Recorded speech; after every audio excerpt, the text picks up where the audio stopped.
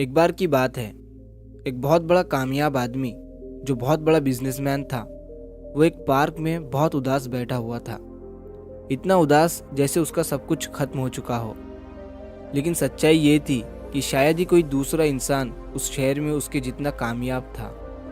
तो उसके पिता भी पास ही में टहल रहे थे, तो वो उसे उदास देखकर उसके पास आकर बैठ गए और उससे उदास होने की वजह पूछी।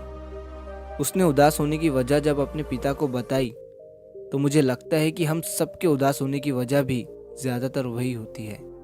उसने कहा कि मैं जब स्कूल में था तब मुझे लगता था कि जब मैं फर्स्ट पोजीशन पे आऊँगा तो मुझे बहुत खुशी होगी। तो मैं फर्स्ट पोजीशन पर आया, लेकिन 2 दिन तक खुशी हुई, फिर सब नॉर्मल। फिर मुझे लगा कि अगर मैं स्कूल पास कर जाऊँगा तब लाइफ बहुत अच्छी हो जाएगी। पास कर गया, फिर भी नॉर्मल। उसके बाद लगा ग्रेजुएट हो जाऊँगा तब लाइफ अच्छी हो जाएगी।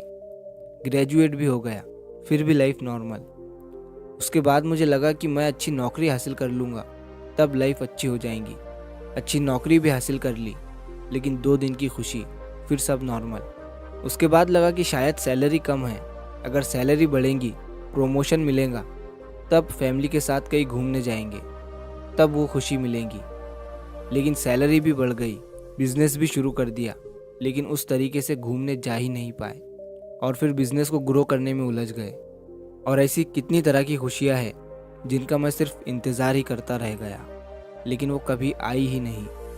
और अब ऐसा लगता है कि वो खुशियां शायद कभी आएंगी ही नहीं, क्योंकि इतना सब कुछ मिलने के बाद भी नहीं आई, तो अब कहाँ से आएंगी। ये सब सुनने के बाद उसके पिता उसकी बात समझ गए और उसे उसी पार्क के पास एक बागीचे में ले गए, जहाँ पर बहुत सारे तरह तरह के फूलों की लंबी लाइन थी। उसके पिता ने उससे कहा कि मैं तुम्हें तुम्हारी बात का जवाब बाद में दूंगा, पहले इधर आओ और एक काम करो।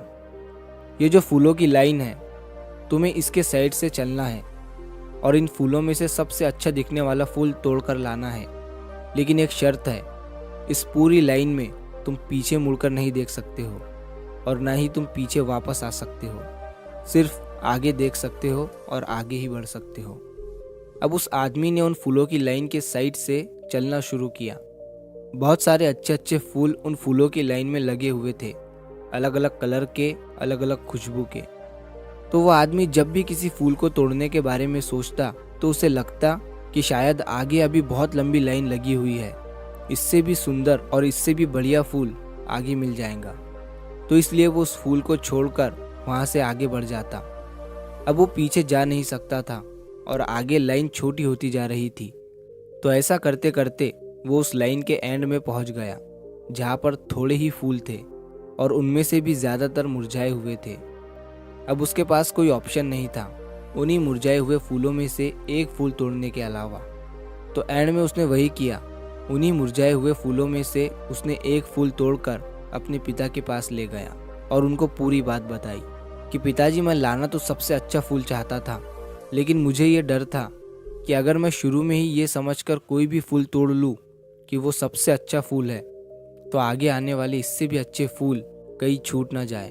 उस चक्कर में मैं आगे बढ़ता चला गया और एंड में मेरे हिस्से में यही फूल आया। सारी बात सुनने के बाद उसके पिता ने उसे समझाया और कहा, मान लो ये फूलों की लाइन तुम्हारी ज़िंदगी की तरह है और ये जो छोटे छोटे फूल है, ये ज़िंदगी की खुशियाँ है, जिनको तुम सबसे अच्छे फूल की तलाश में नज़रअंदाज करते चले गए और एंड में सबसे अच्छे फूल की जगह तुम ये मुरझाया हुआ फूल लेकर आए हो। यही सेम चीज़ हम हमारी ज़िंदगी में भी करते हैं। बहुत बड़ी खुशी की तलाश में हम छोटी छोटी खुशियों को इग्नोर करते चले जाते हैं। किसी बहुत बड़ी कामयाबी के इंतज़ार में, परफेक्शन के इंतज़ार में छोटी छोटी अपॉर्चुनिटीज़ को मिस करते चले जाते हैं। और जब ये समझ में आने लगता है कि सारे अच्छे फूल तो पीछे ही छूट गए, तब तक शायद बहुत देर हो चुकी होती है। तो अगर आप इस कहानी को और भी लोगों तक पहुंचाना चाहते हो, तो इस वीडियो को लाइक करो, ताकि YouTube इस वीडियो को और भी लोगों तक पहुंचाए। और अगर कहानी अच्छी लगी हो तो चैनल को सब्सक्राइब ज़रूर करिए। मिलता हूँ मैं अगली बार इसी तरह की कहानी के साथ। तो सब्र करो, शुक्र करो और ज़िंदगी में आगे बढ़ो।